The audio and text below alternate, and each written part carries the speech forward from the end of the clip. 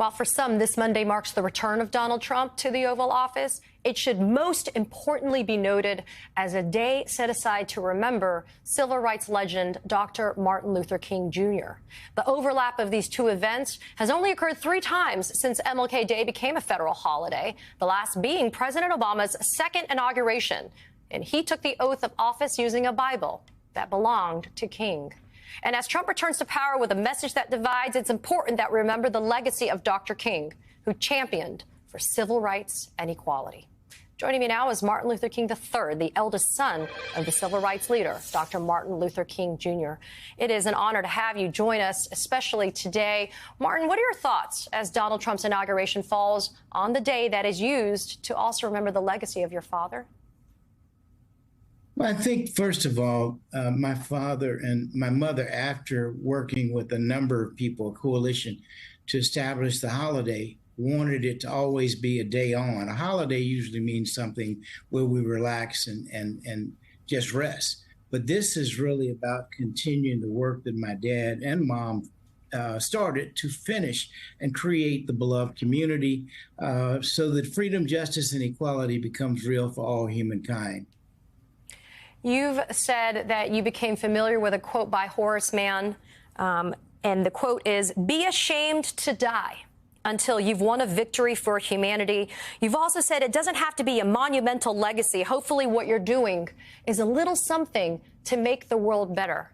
Why is it so important in this moment to think about, even if it's something small, that you're doing something to make the world better?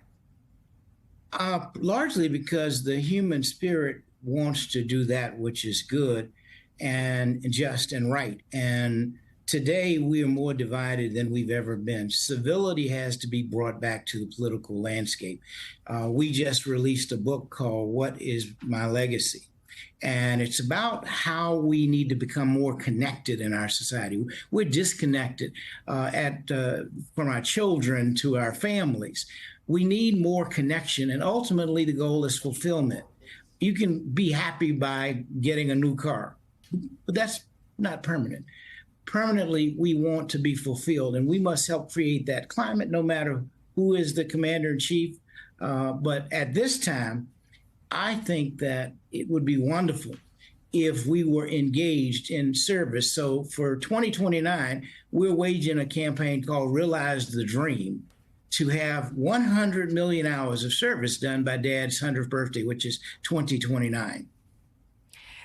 Coretta Scott King, we know well, right, said the following: "The greatest birthday gift my husband could receive is if people of all racial and ethnic backgrounds celebrated the holiday by performing individual acts of kindness through service to others." You've also said that MLK Day is a reminder to move from reflection to action. In what ways can people take action?